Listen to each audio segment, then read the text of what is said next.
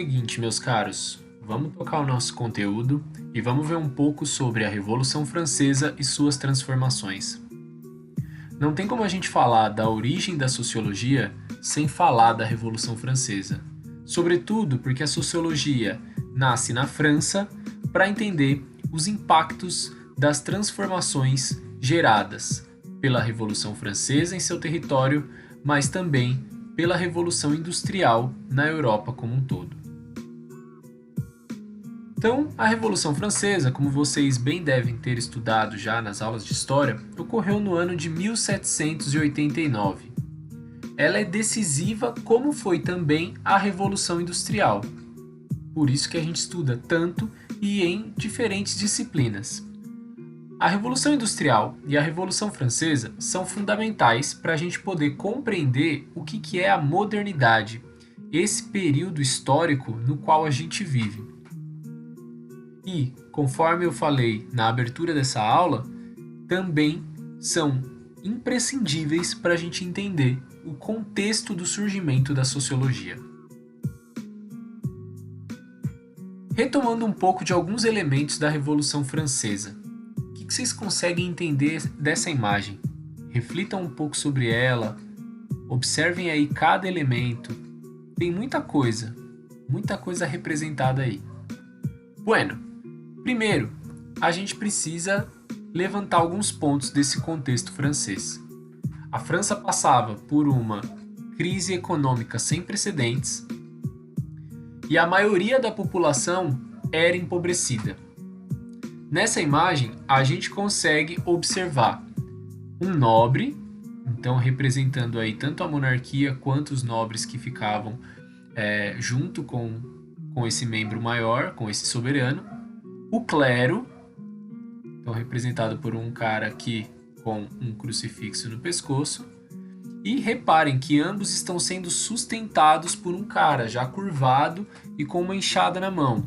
Então isso representa como a grande parte da população trabalhadora acabava sustentando os privilégios desses dois outros grupos sociais. Se vocês repararem aqui, até os coelhinhos têm uma cara meio humana, né? Então são as pessoas que acabavam nem participando desse processo de sustentar essas classes sociais. Ou seja, havia em diversas dimensões uma grande exploração dos súditos da monarquia. Bom, como a gente já sabe, essa história termina, ou pelo menos tem uma transformação, que é com a monarquia deposta, e não só deposta, decapitada. 3 anos depois, vai ter a constituição da Primeira República Francesa, então em 1792. E todo esse processo é liderado pela burguesia. Então a gente já vai entender um pouquinho sobre a burguesia, mas antes, reparem nessa sequência de imagens, que mostram aqui o rei Luís XVI sendo levado para a praça pública, onde ele é decapitado. Então aqui tem os seus algozes, membros da burguesia, mostrando a cabeça dele. Então, essa transformação política que ocorre é muito marcada por esse processo violento. E vamos entender quem comandou esse processo violento: a burguesia. Como a gente já sabe, a burguesia tem esse nome devido aos burgos. Os burgos eram pequenos centros comerciais e financeiros que existiam no final da Idade Média. A burguesia, portanto, eram os pequenos comerciantes e artesãos desse período e que habitavam esses burgos. Eram, portanto, um grupo economicamente em ascensão, mas que mesmo assim havia limites, tanto econômicos quanto políticos. Portanto, é que ocorre essa revolução. Os caras estavam enriquecendo, não conseguiam enriquecer mais porque tinham que pagar altos impostos às classes dominantes e não havia mobilidade social nessa época. Ela era muito restrita. Então eles queriam ter mais autonomia política.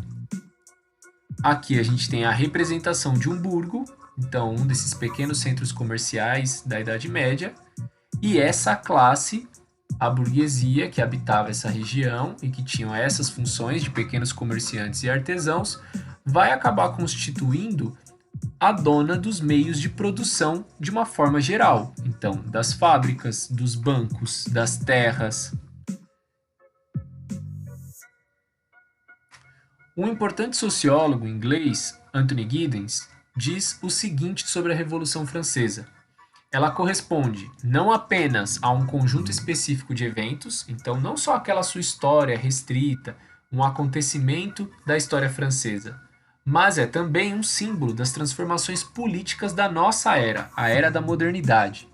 Para ele, pela primeira vez na história, uma ordem social foi completamente transformada por um movimento conduzido por ideias puramente seculares. Quais são essas ideias? As ideias de liberdade e igualdade como coisas universais, então guiadas pela razão humana, sem ter um caráter messiânico, religioso.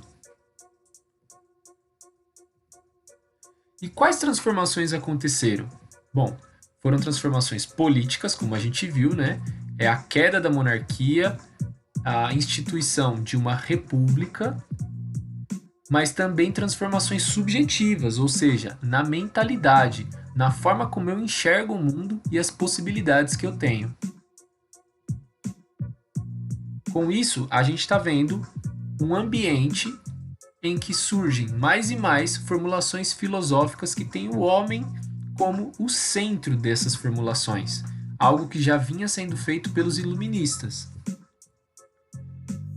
E além disso, surgem também novos valores, como a gente já está cansado de saber, os principais valores que compõem o lema da Revolução Francesa: liberdade, igualdade e fraternidade. E eles passam a ser considerados universais. Portanto, uma outra importância da Revolução Francesa é que ela tem essa capacidade de se espalhar enquanto transformações políticas, transformações de mentalidade, transformações de valores para toda a Europa e o mundo no geral.